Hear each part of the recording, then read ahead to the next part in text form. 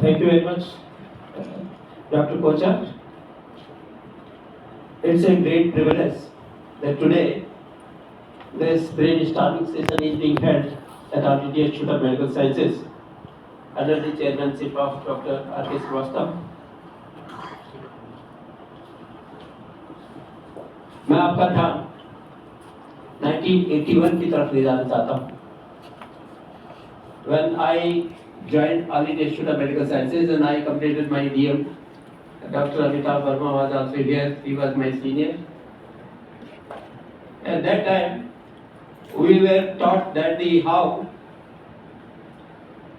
neurotransmitters in the brain they influence the behavior. And I delivered this lecture, and people considered that this thing never heard. In 1983, in the Canadian Reader Digest, an article was published. Brain, food does affect the brain. Food does affect the brain. फिर आपने समाचार पत्रों में पढ़ा होगा कि serotonin कैसे आपके मूड को एलिवेट करता है, डोपामिन कैसे प्लेजर को अनुभूत कराता है. So the behavioral sciences started developing. और behavioral sciences जब डेवलप हुई तो लोगों को लगा कि हम कहीं कहीं जो न्यूरोट्रांसमीटर्स की बात कर रहे थे वह सत्य है. और उसका प्रभाव ये देखा गया कि मैसाचुसेट्स इंस्टीट्यूट ऑफ टेक्नोलॉजी में एक फूड लेबोरेटरी शुरू हुई.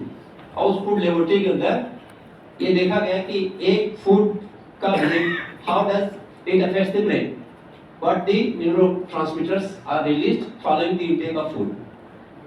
और उसके बाद आप पूरे यूरोप में और अमेरिका में एक आप परिवर्तन देख रहे होंगे कि जिसके अंदर ये देखा जा रहा है कि food is no longer a choice but it is a selective item which we should take so that we are healthy. We do not suffer from diseases, particularly zoonotic infections. Zoonosis is a serious problem. There are 160 to 200 zoonotic diseases which are transmitted from the animals to the human beings. COVID-19 is also a zoonotic disease. It assumed the form of pandemic and whole world was annihilated. So there are 160 more zoonotic diseases which are waiting to come up in this society, and so they are trapped. Like the Hanta virus, in the Kerala the Nipah virus, hemorrhagic Congo fever in Gujarat, Ebola virus in South Africa, and these viruses they are coming up. So there is need of evolving a mechanism that how human beings and animals they live happily and in harmony. So the diseases are not transmitted, animals are taken care of, human beings are also taken care of. In 1985, WHO published a special bulletin, and in that they included that how zoonotic diseases should be controlled. Zoonosis. मैं आपको इस बात का उल्लेख इसलिए कर रहा हूँ कि जो स्पिरिचुअल साइंस है इसको लोग समझते हैं कि ये स्पिरिचुअल साइंस है, ऑकल्ट साइंस है, इसका कहीं बाहरी चिन्ह नहीं दिखाई देता, ये अंदरूनी बात. लेकिन वर्तमान विज्ञान में इस प्रकार की कुछ एविडेंसेस ऐसी आ रही है जैसे ये सिद्ध हो रहा है कि सोल इज ए सब्सटेंस. जैसे हमारे बीच में एक प्रोफेसर यहाँ पर हैं, प्रोफेसर वीर सागर जी, अभी आपको कुछ सुनाएंगे.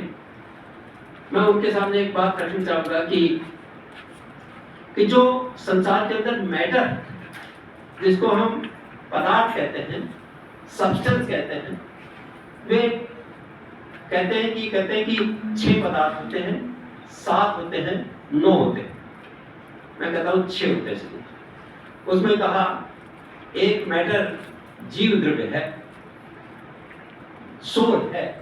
दूसरा एक non living matter which we see through the eyes. ये जितना संसार देख रहे हैं इसका एक टेक्निकल वर्ड इन्होंने दिया है पौद्गलिक। और थर्ड एक ईथर मीडियम ऑफ मोशन और एंटी मीडियम ऑफ मोशन और एक स्पेस और एक लास्ट में टाइम। तो ये जो 6 द्रव्य बताए गए हैं, इन 6 द्रव्यों के बारे में खाली हम अभी तक जो बात करते रहे हैं वह केवल अजीव या उद्गल और एक ज्यादा थोड़ा टाइम के बारे में बात करते रहे। बहुत से सब्सटेंसेस ऐसे जिसके बारे में हमने कभी चर्चा ही नहीं की। लेकिन जब हम सोल के बारे में बात करते हैं तो इसको आप ऐसे समझिए कि सोल एक चीज है, ये चीज है, इस सोल के ऊपर कुछ चीजों का प्रभाव पड़ता है। जैसे doctor Amitabh Verma, he is a famous neurologist. He is a product of All India Institute of Medical Sciences. When he was here, we discussed that where the consciousness is stored in the human body. चेतना कहाँ है? So we tried to localize anatomical substrate for the consciousness. कि वो structure कहाँ है brain में जहाँ consciousness store होती है। जैसे मान लीजिए कि doctor Goel, you must be knowing pacemaker of the heart. Doctor Sridhar ji, pacemaker you know, जब पेसमेकर पता नहीं था तब आप क्या हिट एंड ट्रायल से काम करते थे, और जब ये पता लग गया कि साइनो-एट्रियल पेसमेकर है तो आपने कहा ये पेसमेकर है, और इसको हम अगर ये बंद हो जाए तो आर्टिफिशियल पेसमेकर डाल करके हम इसको चालू रख सकते हैं। और हमने देखा 40 साल के आदमी जो पेसमेकर 48 पैन लगा था वो आज फंक्शन कर रहा है।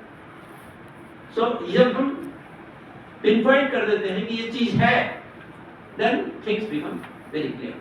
साइंस का ये उद्देश्य, जब भी साइंस विकास करती है तो वो इन चीजों में विश्वास नहीं करती है कि आकलन, हम एग्जैक्टली बात करेंगे कि ये चीज है। बहुत से लोग कहते हैं कि साहब ये जो मोबाइल है ये बिना तार के कैसे काम कर रहा है, how we are communicating with each other, कौन सी ऐसी चीज है जिसके अंदर, कैन यू सी दैट, क्या आप रेडियो एक्टिव वेव्स देख सकते हैं? नहीं देख, बट स्टिल फंक्शनिंग। इस हाल के अंदर क्या आपको कुछ दिखाई दे रहा है? कुर्सी, ये लाइट्स, क्या आपको हवा दिखाई दे रही है? नहीं दिखाई, still it exist, you can weight it, इसका वेट है, सब कुछ। इसी तरह जो सोल है उसका भी कुछ न कुछ एग्जिस्टेंस है, उसकी कैरेक्टरिस्टिक्स मैं कुछ आपको बताऊंगा, उसके बाद इस पर चर्चा होगी। और जो एनाटॉमिकल सबस्ट्रेट ऑफ कॉन्शियसनेस की हम बात कर रहे हैं, तो यहाँ पर जो ब्रेन में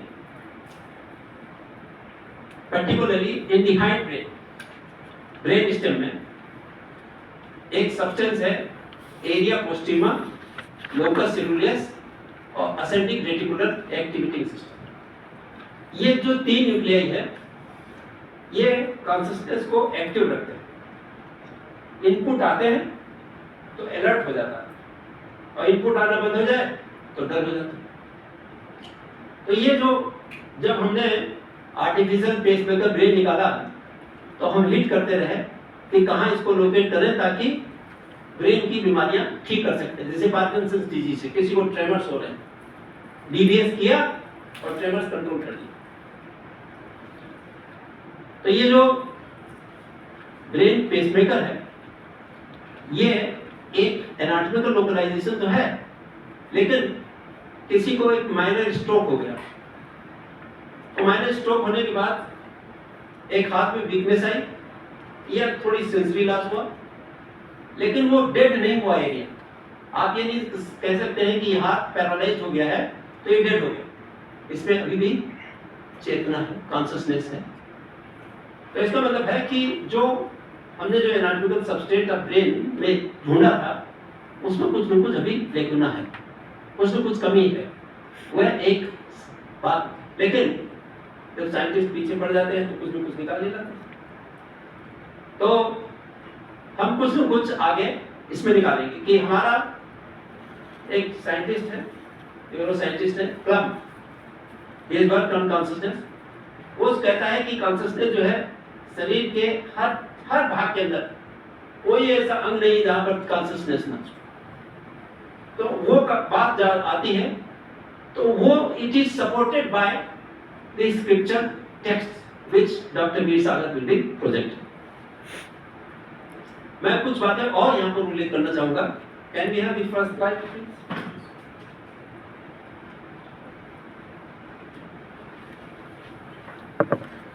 आपने ये श्लोक बड़ा फेमस श्लोक है, भगवत गीता का श्लोक है, नैनम छिन्दन्ति शस्त्राणि नैनम दहति पावका न चैनम क्लेद्यन्तापो न शोषयति मापः।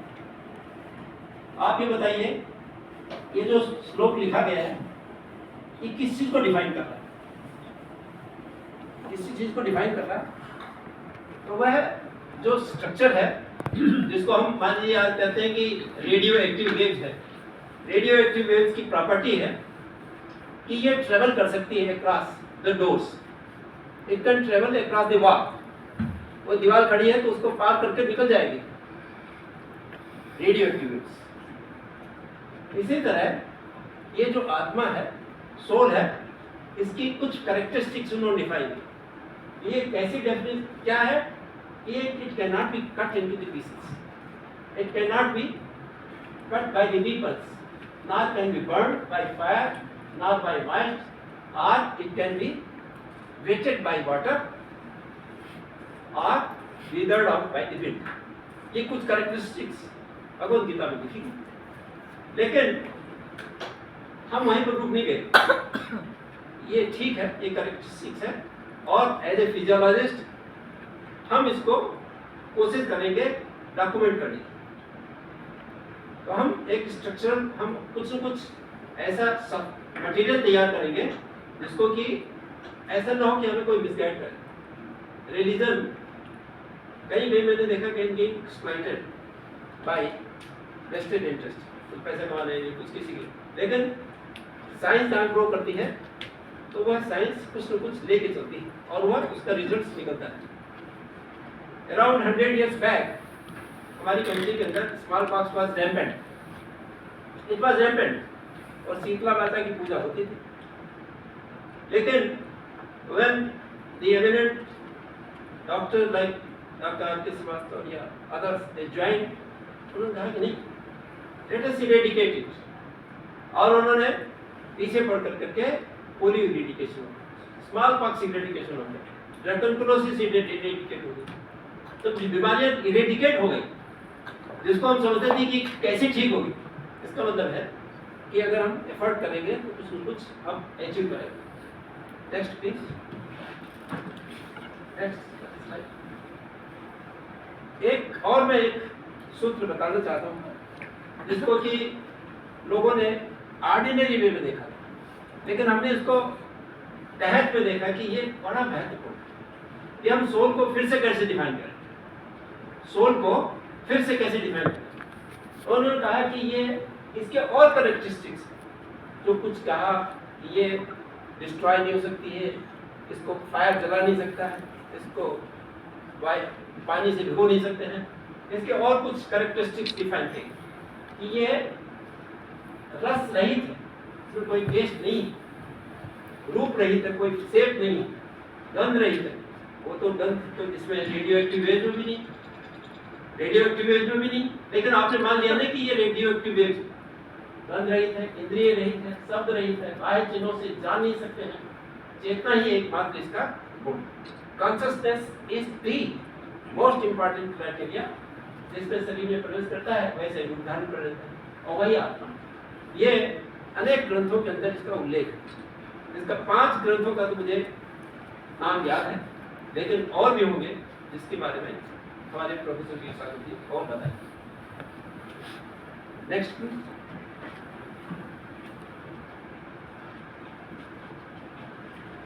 बहुत सी जो बिहेवियरल डिसऑर्डर्स, जैसे किसी को क्रोध आ गया या किसी को घमंड होता है और उसको ऐसा लगता है कि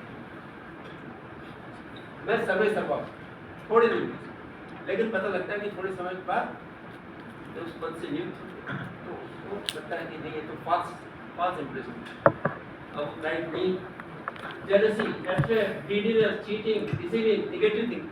इनका इलाज कहाँ होगा? कहीं कहीं इलाज के क्षेत्र तो होना चाहिए। क्या क्या साइकियाट्रिस्ट इनको एड्रेस करता है? पार्शली करता हूँ। I do it. मैंने ये देखा कि जब किसी को गुस्सा आता है तो हम बीटा ब्लॉकर लिखते हैं partially. We write clonazepam also, we write benzodiazepines, and partially we reduce the intensity of anger. लेकिन घमंड को खत्म करने वाली तो कोई चीज अभी तक नहीं आई। लेकिन जब हम लिम्बिक सिस्टम पढ़ते हैं, लिम्बिक सिस्टम का थोड़ा थोड़ा आइडिया आप सब लोगों को है। ये एक ऐसा सर्किट है ब्रेन के अंदर जो कि हमारे ह्यूमन बिहेवियर को कंट्रोल करता है। अगर हम इस सर्किट को थोड़ा सा एक निक लगा दें, कैसे निक लगा दें? जो रेडियो फ्रीक्वेंसी वेव्स हैं उनसे एक निक लगा दें तो हम उस बिहेवियर को चेंज कर सकते हैं। जैसे किसी को एपिलेप्सी हो गई, जनरलाइज्ड एपिलेप्सी है, दोनों हाथ कांप रहे हैं, अगर हम एक फाइबर को काट दें तो हमने देखा वो जनरलाइज्ड सीजर फोकल सीजर होता है। इसी तरह जो हमारी कंपल्सिव ऑब्सेसिव कंपल्सिव डिसऑर्डर है वो आप दवाई देते रहो, ठीक नहीं होती, लेकिन थोड़ा सा अगर स्टीरियोटेक्टिक सर्जरी से निक लगा दें तो बिहेवियर ठीक हो जाता है, कंट्रोल हो जाता है। इसका मतलब है कि हम उन बीमारियों को उस टेक्निक से करेक्ट कर सकते हैं। लेकिन कुछ ऐसे देखे गए हैं, जैसे अगर मान लीजिए कि कोई एक अच्छा वक्ता है, किसी बात को समझाता है, कोई अच्छा काउंसलर है, उसकी बात पर प्रभाव पड़ता है और उसका एंगर भी खत्म हो जाता है, घमंड भी खत्म हो जाता है, उसमें कुछ चीज़ें आती हैं। तो इसका मतलब है कि उसका अस्तित्व तो खत्म नहीं हुआ। जो बिहेवियरल थेरेपी है या जो अभी तक हमारे जो इनलाइटेड सोल्स करती रही हैं, उनका भी योगदान रहा है कि उन्होंने कहा कि ये जो तुम सोच रहे हो ये बात सही नहीं है, घमंड करना ठीक नहीं है, तुम्हारे माता पिता हैं, इनकी इज्जत करो। आपने जरा से कहा कि तुम्हारे माता पिता हैं, इनकी इज्जत करो, तो उसका इम्पैक्ट उसके ऊपर पड़ता है, थोड़ा थोड़ा असर पड़ता है और उसके प्रभाव से उसके बिहेवियर में चेंज आता है। तो ये बहुत सी जो बिहेवियरल डिसऑर्डर्स हैं, इनको हम बाय बिहेवियरल थेरेपी और बाय काउंसलिंग और bye those who have been practicing spiritual sciences can be treated. Next please. तो हमने पहले कहा था कि ये स्लाइड जरा बाद में फिर से आ गई है। यही जो पहले की स्लाइड थी इस सोल के अंदर, और हमने कंपेयर करके दिखाया कि एक्सरेज और रेडियो एक्टिव वेव्स में इनमें क्या अंतर है। सोल में कलर है क्या? कलर नहीं। और एक्सरेज में कलर है क्या? नहीं। एक्सरे का कोई कलर है क्या? आप एक्सरे तो ले सकते हैं लेकिन कलर नहीं। टेस्ट है क्या एक्सरे का? रेडियो एक्टिव वेव्स का कोई टेस्ट है क्या? नहीं। क्या उसमें कोई स्मेल है? नहीं। क्या उसमें कोई साउंड है? नहीं। Can it travel? Soul can cross the walls और रेडियो एक्टिव वेव भी ट्रैवल कर जाती है, आ रही है यहाँ पर। स्पीड इनफाइनाइट और इसकी फाइनाइट। और सेंसेशंस, चेतना के अंदर इसमें एक स्पेशल प्रॉपर्टी है सोल में, इसके अंदर सेंसेशंस। टच करो, जरा सा कोई ह्यूमिलिटी वर्ड कह दो, एकदम से एग्रेशन हो जाता है, कैसे क्रोध की मात्रा बढ़ जाती है और अस्तित्व का प्रभाव दिखता है। तो इनमें हमने कुछ डिफरेंसेस कैरेक्टरिस्टिक्स जो पॉइंट आउट करने की कोशिश किया है कि how does the characteristics of soul and the existing non visualized forces of energy, radio active waves है, लेजर वेव्स है, बहुत सी ऐसी किरणें इवन दी जो सन रेज है।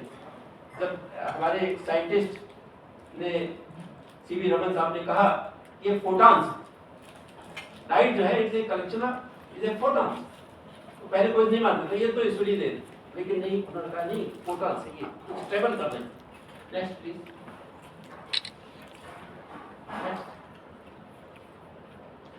जब हम ये देखते हैं कि ये एडिक्शन है, love, affection, harmony, brotherhood, self confidence, non killing, non injury, ऐसी बहुत सी जो ऐसी चीजें हैं जो स्पिरिचुअल साइंसेस की टीच करने से हम नई चीजें इस सोसाइटी के अंदर डेवलप कर सकते हैं। मुझे एक डॉक्टर श्रीवास्तव की एक बात और बताना चाहूंगा कि अराउंड जब हमने एक कैंपेन शुरू किया कि can we reduce the burden of alcohol in the society, little bit, 1%, उन्होंने कहा कि हम निराश थे, आई वॉज डिप्रेस्ड। मैंने कहा ये बहुत मुश्किल काम है, लेकिन उन्होंने कहा कि नहीं देखो, 50 years back we started the campaign of anti-smoking.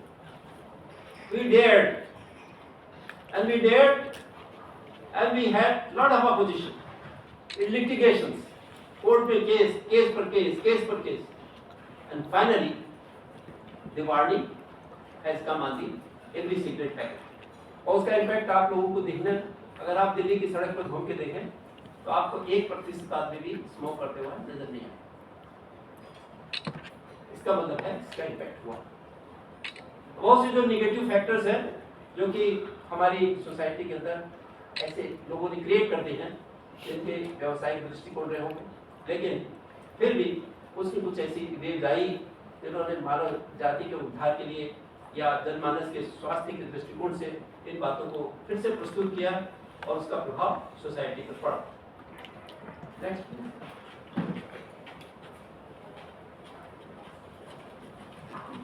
मैंने इन बातों का उल्लेख इसलिए किया है कि हमने 3 और 4 दिसंबर 2022 में एक विश्व सम्मेलन यहाँ पर किया था ऑन स्पिरिचुअल साइंसेस, और उसमें again we had lot of difficulties, लेकिन उसके बाद मैंने देखा कि हमारा G20 हुआ। उस G20 के अंदर आप देखें totally it was alcohol free, not a single drop of alcohol was served to the foreign dignitaries. The impact is seen. दूसरा, और भी even the totally the Indian style foods were served.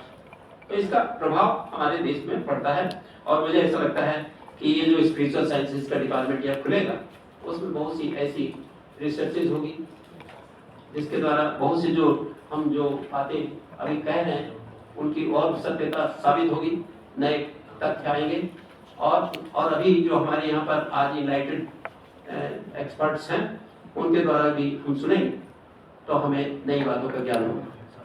धन्यवाद।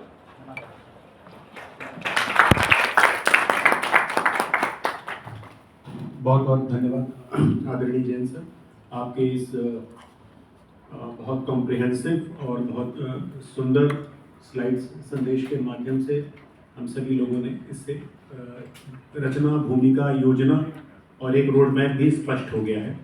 और अब गुजर मैम से निवेदन है कि वे अब इस हाउस को doctor Veer Sagar sir Sir is the chairperson today and sir is the convener.